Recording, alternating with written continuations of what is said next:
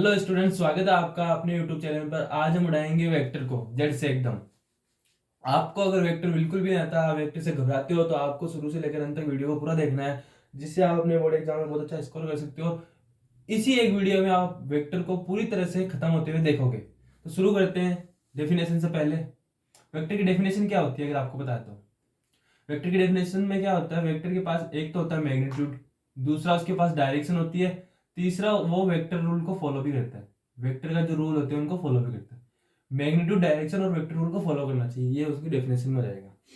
तो बात करते हैं इनके टाइप्स की। वेक्टर कितने टाइप्स के होते हैं? Zero vector.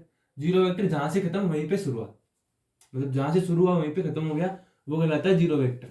यूनिट वेक्टर ये आपके इंपॉर्टेंट होता है, क्वेश्चन में पूछ लेता है, इनडायरेक्ट रूप से पूछता है। यूनिट वेक्टर को आप लिखते हो ए कैप से, और यूनिट वेक्टर का जो मैग्नीट्यूड है ए कैप, वो क्या होता है? वन होता है। ये इसके इंपॉर्टेंट है। और यूनिट वेक्टर का यूज क्यों करते हैं? डायरेक्शन शो करने के लिए। डायरेक्शन शो करने के लिए यूनिट वेक्टर का यूज करते हैं, ठीक है। मैग्नीट्यूड, अगर आप मैग्नीट्यूड निकालना नहीं आता तो मैग्नीट्यूड जैसे अपने पास में कोई वेक्टर है ए एक्स आई प्लस वाई जे प्लस जेड के, तो इसका मैग्नीट्यूड कैसे निकलेगा? इसके मैग्नीट्यूड को ऐसे भी लिख सकते हैं, केवल ऐसे भी लिख सकते हैं। वो निकलेगा square root of square plus Y square plus Z square. इनका स्क्वायर करके ऐड कर देना है सिंपली, तो ये इनका क्या निकल जाएगा? मैग्नीट्यूड निकल जाएगा।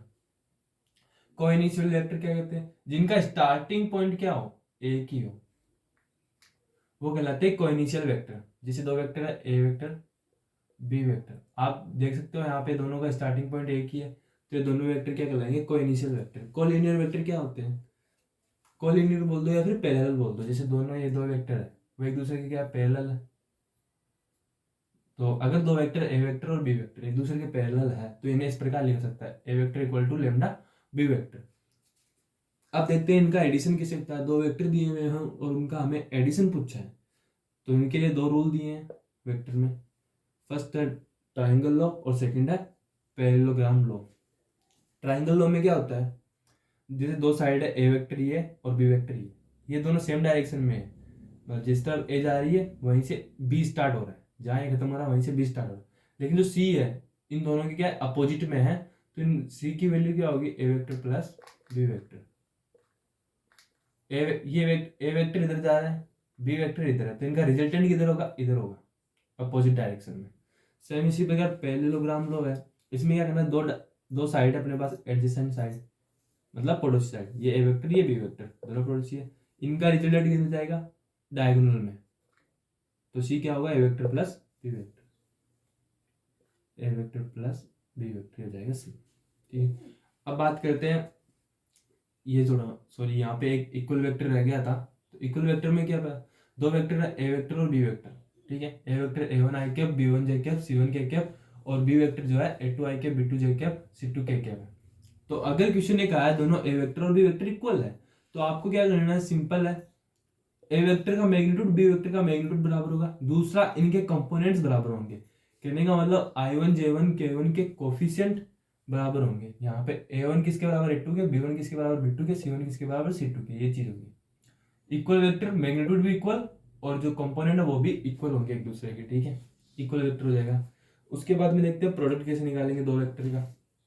दो वेक्टर का प्रोडक्ट दो तरीके से निकलेगा, पहला डॉट प्रोडक्ट, दूसरा क्रॉस प्रोडक्ट। डॉट प्रोडक्ट में क्या करेंगे? ए डॉट भी कर लिया, हमें डॉट प्रोडक्ट एक स्केलर क्वांटिटी देगा। दो वेक्टर होंगे, उनका डॉट प्रोडक्ट किया तो वो एक स्केलर क्वांटिटी निकल के आएगा। डॉट प्रोडक्ट का यूज कहाँ करते हैं? क्वेश्चन में बोलेगा वो एंगल फाइंड करने के लिए, तो 99% हम डॉट प्रोडक्ट का ही यूज करेंगे, ठीक है। तो ए डॉट बी क्या होगा? Magnitude of A magnitude of B into cos theta, magnitude of A magnitude of B into cos theta, ये हो जाएगा ए डॉट बी। यहाँ से हम थीटा निकालेंगे, क्यों? इनको यहाँ डिवाइड में बच देंगे, ये हो जाएगा, थीटा निकल जाएगा वहां से।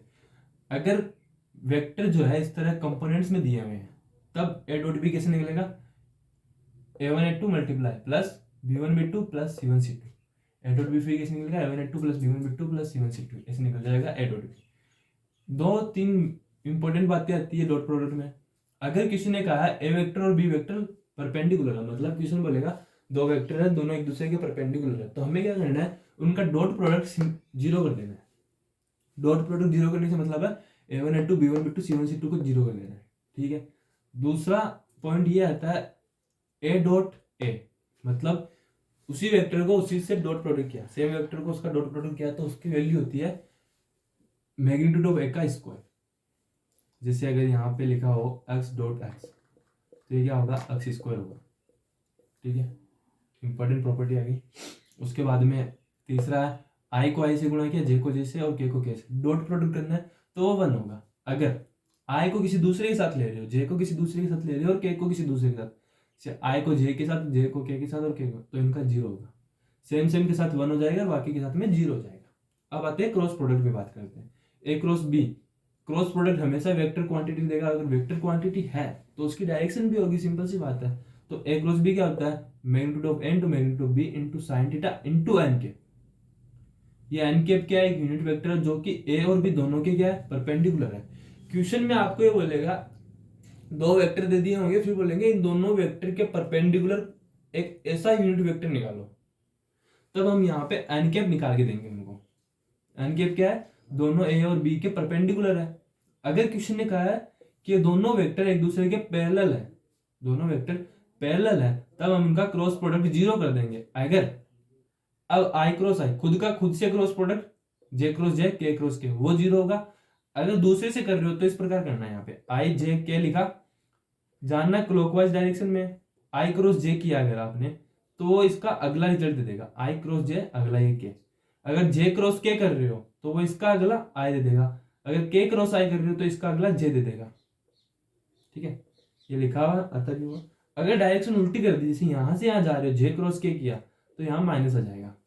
ठीक है, यहां देखो, अगर आप यहां से देख लो, यहां लिखता हूं मैं, अगर ए डॉट बी लिख रहे हो और बी डॉट ए लिख रहे हो, कोई नहीं, दोनों एक ही है, क्योंकि डॉट प्रोडक्ट कम्यूटेटिव प्रॉपर्टी को फॉलो करता है। लेकिन आपने ए क्रॉस बी लगा तो वो बी क्रॉस ए के इक्वल नहीं होगा, क्रॉस प्रोडक्ट कम्यूटेटिव प्रॉपर्टी को फॉलो नहीं करता। यहाँ पे माइनस आ जाएगा बस, फिर बराबर हो जाएंगे, पहले बराबर नहीं होंगे। गाइस ये 3-4 फॉर्मूले और बच गए, इनको भी देख लेते हैं साथ के साथ। अगर किसी ट्राइंगल का एरिया पूछ रहा है या फिर पैरेललोग्राम का एरिया पूछ रहा है, ट्राइंगल के एरिया में क्या होगा, हाफ ए क्रॉस बी का मैग्नीट्यूड लेना है। और अगर पैरेललोग्राम का वो पूछ रहा है एरिया, तो किसमें क्या करना है, हाफ को हटा देना है, केवल ए क्रॉस बी। ए क्रॉस बी क्या है, कोई भी 2 एडजेसेंट साइड है, पड़ोसी साइड। जैसे कि ट्राइंगल में बात करें तो एक ही ले ली तो दूसरी ये ले लो। ठीक है, दोनों एडजेसेंट साइड होगी। ऐसे पैरेललोग्राम में भी एडजेसेंट साइड, अगर डायगोनल दिए हुए हैं तो वहां पे हाफ d1 क्रॉस d2 ये लगाएंगे। ये क्या है, d1 d2 डायगोनल, और ए और बी क्या है, एडजेसेंट साइड है। अब आते हैं प्रोजेक्शन की बात। क्या होता है प्रोजेक्शन, भी बहुत बहुत इंपॉर्टेंट है आपके लिए। इसमें से 1 मार्क का क्वेश्चन पूछा जा सकता है प्रोजेक्शन में। प्रोजेक्शन में क्या है, projection of A vector on B vector. Formula बता रहा हूं मैं आपको, याद ही कैसे रखना है। Projection of A vector on B vector, अगर तो ऊपर तो आएगा ए डॉट बी दोनों में। इसमें पूछा projection of B vector on A vector, इसमें A vector on B vector, इतना फर्क है। तो जिसमें ऑन लगा हुआ है उसी के ऊपर लिख देना है ए डॉट बी को। जिसमें इसमें बी पर ऑन लिखा हुआ है तो बी के ऊपर ए डॉट बी को लिख दो। यहाँ पे ए पर ऑन लिखा हुआ है तो ए के ऊपर ए डॉट बी लिखता हूँ। ऊपर ए डॉट बी आएगा, नीचे चेंज होता रहेगा क्वेश्चन के अकॉर्डिंग। ये आपको पहले बता दिया था, यूनिट वेक्टर बहुत ज़्यादा इंपॉर्टेंट है, लगभग हर क्वेश्चन में इनडायरेक्ट रूप से पूछ सकता है आपको। तो ये ए कैप, इसका फॉर्मूला क्या होगा, ए वेक्टर अपॉन उसका मैग्नीट्यूड। जिस भी वेक्टर का आपको यूनिट वेक्टर निकालना है उसको उसके मैग्नीट्यूड से डिवाइड कर देना, आपके पास यूनिट वेक्टर आ जाएगा। ये एक और चीज़ है, अगर आपको आर वेक्टर दिया हुआ है, ठीक है, फिर आपसे वो उसके वेक्टर कंपोनेंट या फिर स्केलर कंपोनेंट पूछ रहा है, तो वेक्टर कंपोनेंट पूछ रहा है तो एक्स आई वाई जे और जेड के ये हो जाएंगे इनके वेक्टर कंपोनेंट। अगर स्केलर कंपोनेंट पूछ रहा है तो आई जे को हटा दो, डायरेक्ट ही लिख दो एक्स वाई जेड। अगर और इसका मैग्नीट्यूड निकालना ही है, ये भी बताया था मैंने अभी पीछे। आर वेक्टर क्या हो जाएगा, square root of X square plus Y square plus Z square, ये इनके। अब हम गाइस क्वेश्चन देखेंगे बहुत सारे इसके, जो कि बोर्ड लेवल से बहुत ज़्यादा इंपॉर्टेंट होंगे। वो सारे क्वेश्चन हम यहाँ पे डिस्कस करने वाले हैं इसी वीडियो में। गाइस अब आगे बढ़ते हैं और क्वेश्चंस पे चर्चा करते हैं। उससे पहले अगर अभी तक आपने अपने चैनल को सब्सक्राइब नहीं किया है तो प्लीज़ सब्सक्राइब कीजिए और लाइक कीजिए वीडियो को। अब देखते हैं क्वेश्चंस पे। पहला क्वेश्चन बोल रहा है find the value of X Y Z. X Y Z की वैल्यू फाइंड करनी है so that A vector and B vector are equal. इसने पहले क्वेश्चन में कहा दोनों वेक्टर क्या इक्वल है, तो हमें एक्स वाई जेड की वैल्यू फाइंड करनी है। अगर दोनों वेक्टर इक्वल है तो उनके दोनों के मैग्नीट्यूड भी इक्वल होंगे, दूसरी बात इनके कंपोनेंट्स भी इक्वल होंगे।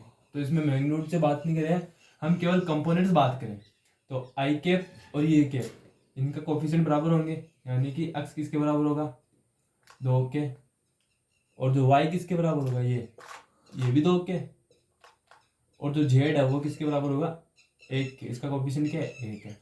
दूसरे हमें क्या करना, find unit vector in the direction of A vector. A vector की डायरेक्शन में यूनिट वेक्टर फाइंड करना है। तो यूनिट वेक्टर मतलब ए कैप क्या होता है ए वेक्टर अपॉन इसी का मैग्नीट्यूड करना है। तो इसकी वैल्यू क्या हो जाएगी, ए वेक्टर कितना है 2 + 3j + k अपॉन इसी का मैग्नीट्यूड लेना है। मैग्नीट्यूड कितना हो जाएगा 2 का स्क्वायर 4 + 3 का स्क्वायर 9 + 1, तो हो जाएगा अपॉन करके 1/√14 2y + 3j + k। ये तो हो गया यूनिट वेक्टर यहाँ तक का काम। इसने आगे और भी कुछ बोला है कि also find a vector in the direction of A vector that has magnitude 7 unit. इसका मतलब है कि इसी ए वेक्टर की डायरेक्शन में हमें एक और वेक्टर फाइंड करना है जिसका मैग्नीट्यूड 7 यूनिट हो। तो अब इसका मैग्नीट्यूड कितना है 1 यूनिट है। हमें पता है ये क्या है, एक यूनिट वेक्टर है और यूनिट वेक्टर का मैग्नीट्यूड 1 होता है। तो हमें और क्वेश्चन के अकॉर्डिंग अब जो बोल रहा है इसको 7 यूनिट चाहिए। तो 7 यूनिट चाहिए तो वो वेक्टर हो गया, मान लिया बी वेक्टर है और वो वेक्टर कितना होगा 7 × ए कैप 7, और ए कैप की वैल्यू कितनी होगी 1/√14 2y + 3j + k। ये हो गया यूनिट वेक्टर। उसके बाद में तीसरा बोल रहा है find unit vector in the direction of sum of A और बी। इन दोनों की सम की डायरेक्शन में हमें क्या करना है, एक वेक्टर फाइंड करना है, यूनिट वेक्टर फाइंड करना है। तो इन दोनों की सम निकालना है। तो पहले सम निकालो इनका, ए वेक्टर प्लस बी वेक्टर, वो कितना होगा। सम निकालने के लिए आई वाले को आई वाले से जोड़ दो, जे वाले को जे वाले से, के वाले को के वाले से जोड़ दो। तो 2y कितना हो गया 4i प्लस 2j और j कितना हो गया 3j। उसके बाद माइनस का 5k और प्लस का 3k कितना हो गया माइनस का 2k। अब हमें चाहिए यूनिट वेक्टर इसके डायरेक्शन में, इसको एक नया वेक्टर मान लो सी वेक्टर। हमें क्या चाहिए सी कैप चाहिए। तो सी कैप कितना हो जाएगा सी वेक्टर अपॉन इसी का मैग्नीट्यूड।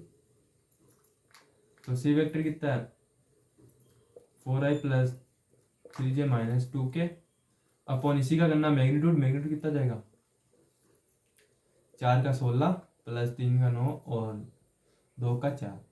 ठीक है, ये इसका आंसर हो जाएगा। आगे इसको सोल्व कर लेना थोड़ा सा। इसके बाद में कह रहा right the direction ratios of vector A. इसके डायरेक्शन रेशियोज फाइंड करने हैं हमें। डायरेक्शन रेशियोज फाइंड करने के लिए पहले इसका एक फिक्स फॉर्मेट रहेगा, वो आप याद करो। डायरेक्शन रेशियोज को हम एलएमएन से लिखेंगे। ठीक है, डायरेक्शन रेशियोज को किससे लिखेंगे एलएमएन से लिखेंगे। तो इस डायरेक्शन रेशियोज फाइंड करने के लिए पहले आप इसका मैग्नीट्यूड फाइंड करना पड़ेगा आपको। तो मैग्नीट्यूड हो गया ए वेक्टर, इसका मैग्नीट्यूड कितना हो जाएगा 1 का स्क्वायर प्लस फिर 1 का स्क्वायर प्लस 2 का स्क्वायर 4। तो इसका मैग्नीट्यूड हो गया √6। अब एल की वैल्यू क्या होगी आई का कोफिशिएंट जो कि यहाँ 1 है अपॉन ये जो ए वेक्टर है आपने √6। इसी प्रकार एम की वैल्यू कितनी होगी जे का कोफिशिएंट जो कि 1 है अपॉन इसका मैग्नीट्यूड।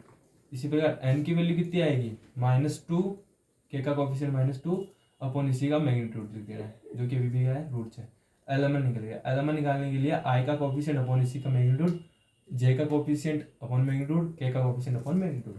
पांचवा क्वेश्चन ये रहा find the vector joining 2 points. ये और ये 2 पॉइंट दिए हुए हैं, इनको ज्वाइन करने वाले वेक्टर फाइंड करना है, इनको ज्वाइनिंग वाला।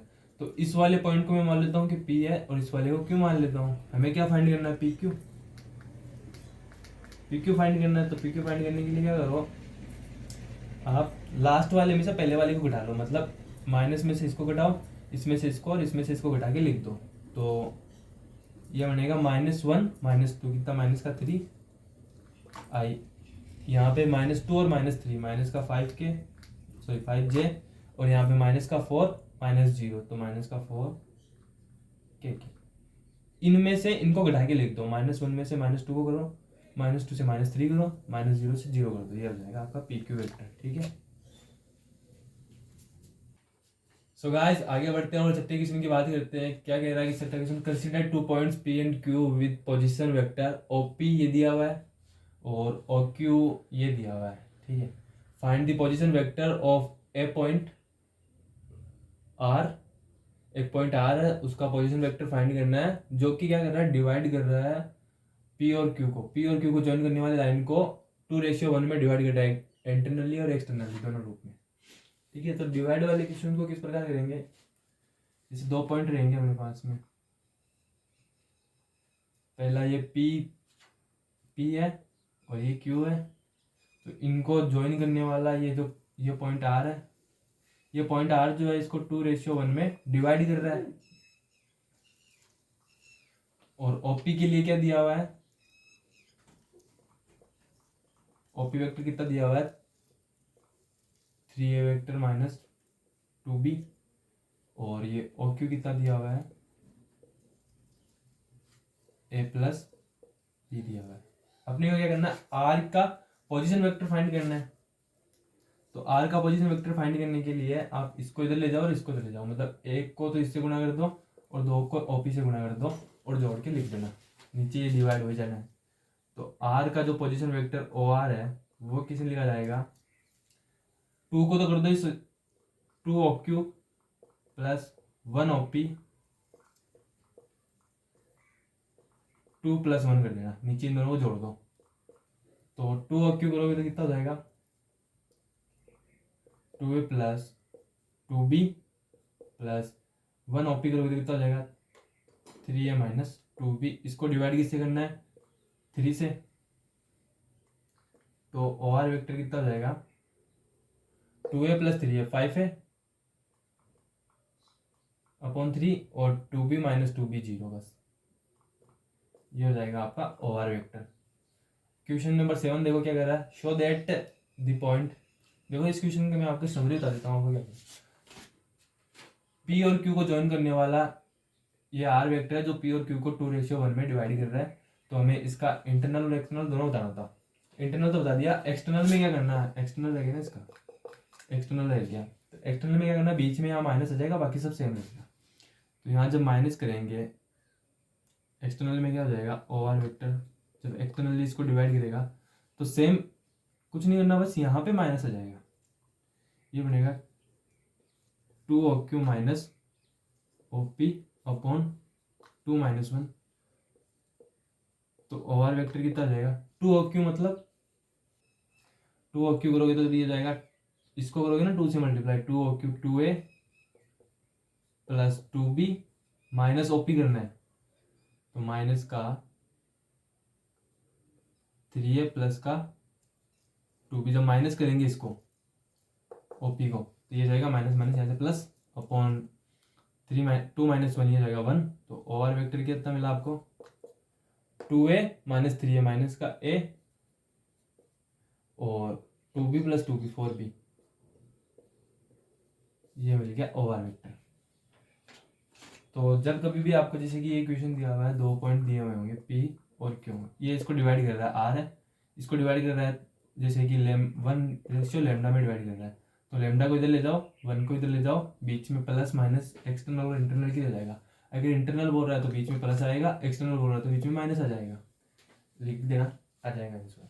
सातवां क्वेश्चन क्या कह रहा है, show that the point A B और सी, 3 पॉइंट दिए हमें, are vertices of a right angle triangle. ये शो करना है कि राइट एंगल ट्राइंगल की क्या वर्टिक्स है, यानी कि समकोण त्रिभुज के शीर्ष से ये एबीसी दिए हुए हैं, ये सिद्ध करना है हमें। तो ये सिद्ध करने के लिए हमें समकोण त्रिभुज की 3 साइड पता होनी चाहिए, फिर आगे बढ़ेंगे हम क्वेश्चन में।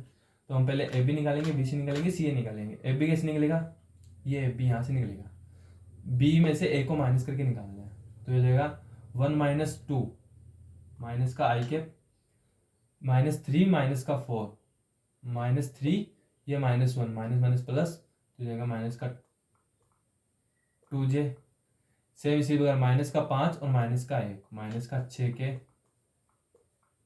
अब बीसी की बात करेंगे तो बीसी कैसे निकलेगा, यहाँ से इसमें से इसको माइनस करो, 3 - 1 2i और ये माइनस का 4 माइनस माइनस प्लस का 3 -4 + 3 ये हो जाएगा माइनस का j, और सेम माइनस का 4 और प्लस का 5 तो हो जाएगा प्लस का के। अब इसमें बात करते हैं सी ए में। सी में इसमें से इसको माइनस करो, लास्ट वाले में से पहले वाले से करते हैं ना, इसमें से इसको माइनस कर दो। तो 2 - 3 करोगे तो माइनस का आई, -1 और प्लस का 4 करोगे तो प्लस का 3, और यहाँ से 1 + 4 करोगे तो 5 हो जाएगा, 5 के। सही है। इसके बाद में यहाँ से एफ बी निकाल लो, मैग्नीट्यूड ऑफ एफ बी। अब हमें तीनों साइड निकालेंगे, इनका मैग्नीट्यूड निकालेंगे। वो मैग्नीट्यूड अगर पाइथागोरस थ्योरम को फॉलो करता है तो इसका मतलब ये सही है, वरना गलत है। तो पाइथागोरस थ्योरम ये भी निकालेंगे तो कितना जाएगा, √1 का स्क्वायर + 2 का स्क्वायर + 6 का स्क्वायर। तो यहाँ से 36 + 4 34, ये हो जाएगा 41। सिमिलरली बी सी का मैग्नीट्यूड निकालेंगे तो वो कितना हो जाएगा, 4 + 1 + 1 6, और सी ए का मैग्नीट्यूड निकालेंगे तो वो कितना हो जाएगा, 1 + 9 + 25, 1 + 9 10, 10 + 25 35। अब अगर ये पाइथागोरस थ्योरम को फॉलो कर रहा है, इसका मतलब अपना लिखा हुआ सही है। तो हम यहाँ से क्या लिख सकते हैं, बी सी का स्क्वायर प्लस सी ए का स्क्वायर, वो किसके इक्वल है, यहाँ से ए बी के स्क्वायर के। यही है मतलब बी सी मतलब 6, बी सी का स्क्वायर मतलब 6, और सी ए का मतलब 35, वो किसके इक्वल है, 41 के। या यहाँ भी 41 है, ये भी 41 है, तो दोनों इक्वल है। इसका मतलब ये क्या कर रहा है, पाइथागोरस थ्योरम को फॉलो कर रहा है। यही तो होती है पाइथागोरस थ्योरम, तो इसको फॉलो कर रहा है। इसका मतलब ये क्या है, राइट एंगल ट्राइंगल है, खत्म बात। तो 8वें क्वेश्चन की बात करते हैं। उससे पहले अगर अभी तक आपने चैनल को सब्सक्राइब नहीं किया तो प्लीज सब्सक्राइब कर लीजिएगा। तो 8वां क्वेश्चन कह रहा है, find angle theta between two vectors. ये दिए हुए ए और बी दिए हुए, इनके बीच में कोई एंगल है, उसे थीटा बोला गया और उसी की वैल्यू फाइंड करनी है। तो उसकी वैल्यू फाइंड करने के लिए शुरुआत में जब मैंने आपको डॉट प्रोडक्ट बताया था, तो वहाँ पे मैंने बोला था आपको क्या करना है, डॉट प्रोडक्ट का यूज तब करना है जब एंगल पूछे। तो यहाँ पे हम उसी का यूज करेंगे। ए डॉट बी क्या हो गया, ए बी cos थीटा। तो यहाँ से cos थीटा क्या हो जाएगा,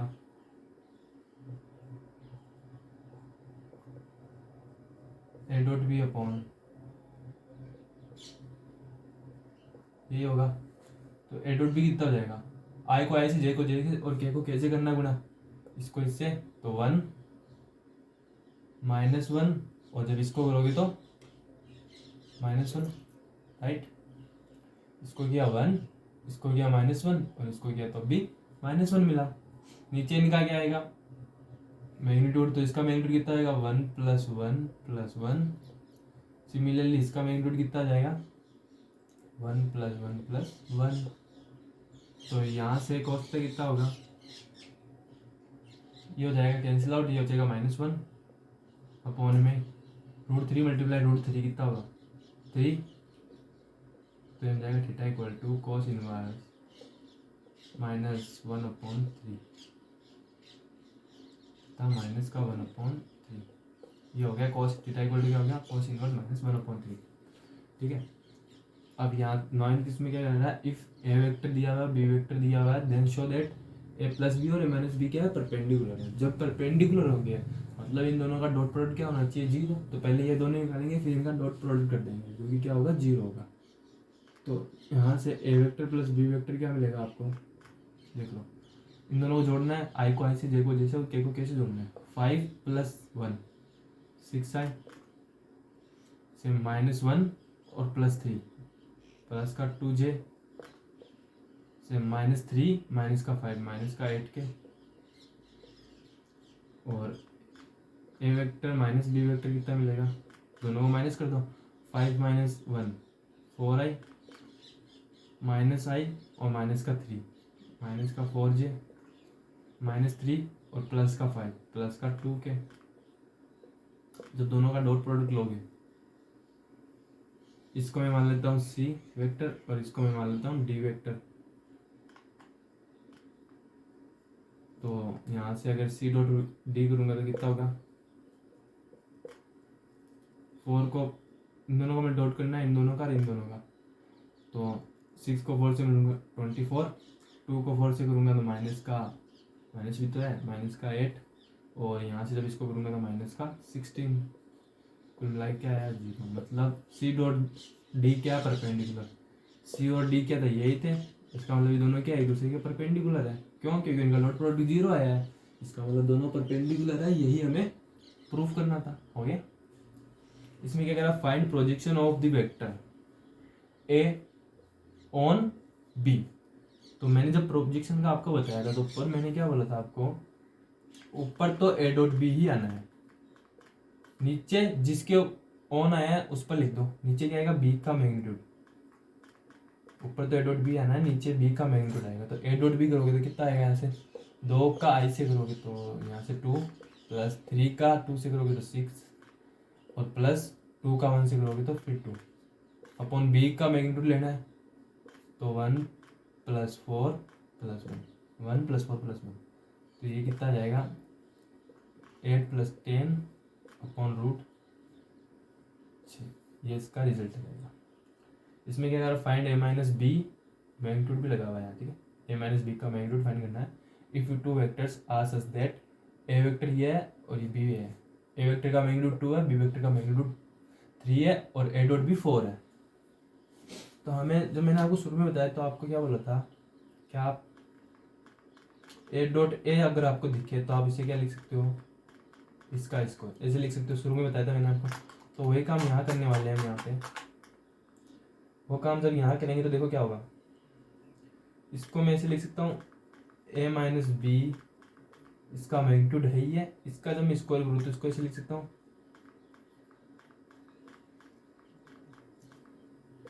डॉट,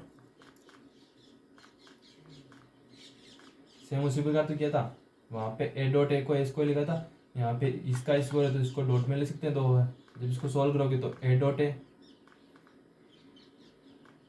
बनेगा पहले, तो इसका स्क्वायर हो जाएगा, यहाँ से माइनस का बी डॉट है, अब माइनस का ए डॉट बी, ये बनेगा माइनस का बी का स्क्वायर, ठीक है, ये हो जाएगा 2 ए डॉट बी, क्योंकि ए डॉट बी लिखो चाहे बी डॉट ए लिखो, बात एक ही है। जब इसको आगे सॉल्व करोगे तो ए का स्क्वायर कितना हो जाएगा 4, और ये माइनस का 2 ए डॉट बी की वैल्यू 4 है, माइनस का 2 मतलब माइनस का 8, और यहाँ से बी का स्क्वायर कितना हो जाएगा 9, सॉरी माइनस का 9। तो आगे सॉल्व कर लो, ये आपका आंसर आ जाएगा, 3 का स्क्वायर 9 गया, हाँ सही है। सो ये प्लस भी आएगा यहाँ पे, माइनस माइनस प्लस हो गया ना, जब इनको मल्टीप्लाई किया तो माइनस माइनस प्लस हो गया, ये कितना हो जाएगा,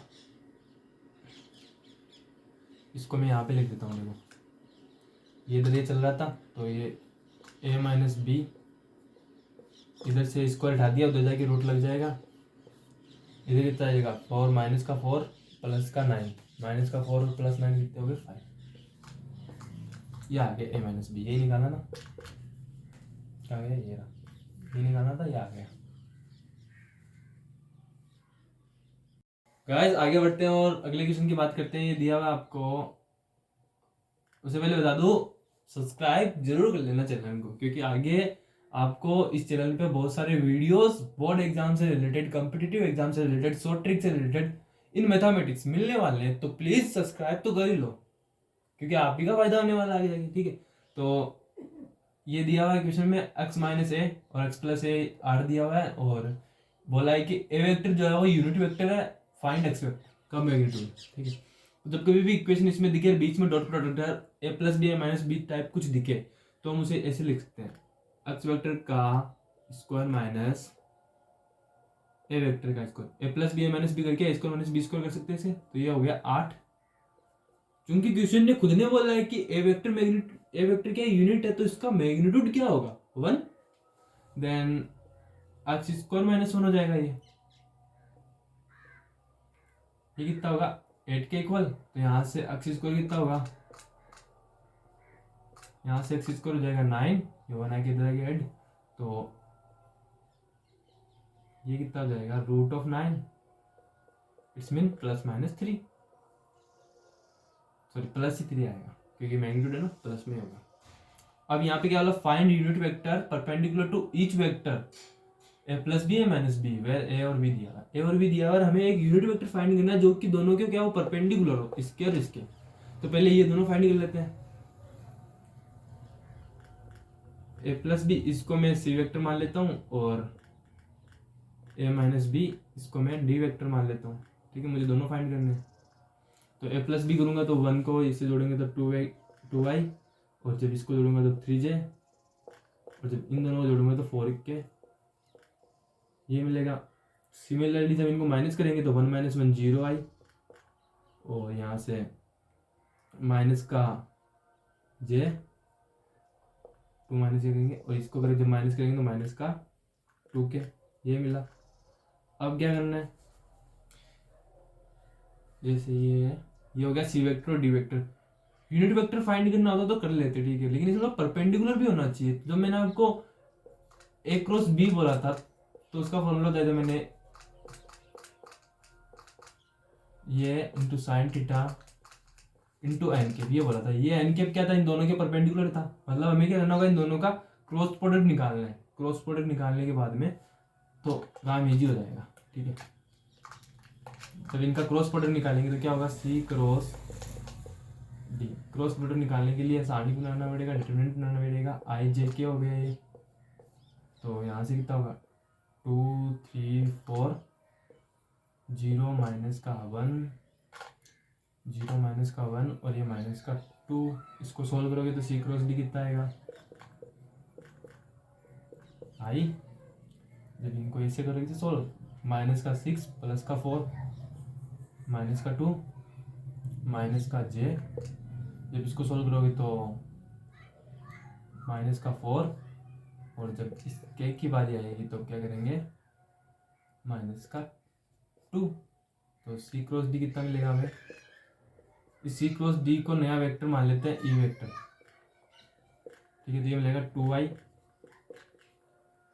प्लस का 4j और माइनस का 2k, ये मिला। हमें चाहिए यूनिट वेक्टर, ये थोड़ी चाहिए यूनिट वेक्टर चाहिए। तो यूनिट वेक्टर कैसे निकलेगा, ई वेक्टर अपॉन में ई वेक्टर का ही मैग्नीट्यूड, ये हो जाएगा यूनिट वेक्टर। ठीक है, तो ई वेक्टर तो ये है ही है, माइनस का 2y प्लस का 4j माइनस का 2k अपॉन इसका मैग्नीट्यूड। मैग्नीट्यूड कितना जाएगा 4 + 16 प्लस, और इसका स्क्वायर इसका स्क्वायर इसका स्क्वायर। अब इसको आगे थोड़ा सा सोल्व कर देना। ठीक है, ये आप पे छोड़ता हूँ मैं होमवर्क आपका, कमेंट में आप मुझे सब बताएगा इसका आगे का सॉल्यूशन। इसका क्या करना, find area of triangle having points, 3 points है एज इट्स वर्टिक्स, यानी कि जो ट्राइंगल के वर्टिक्स है वो ये दिए हुए हैं। ठीक है, इनका हमें क्या करना है, एरिया फाइंड करना है। तो इसका एरिया आप 2 तरह से फाइंड कर सकते हो।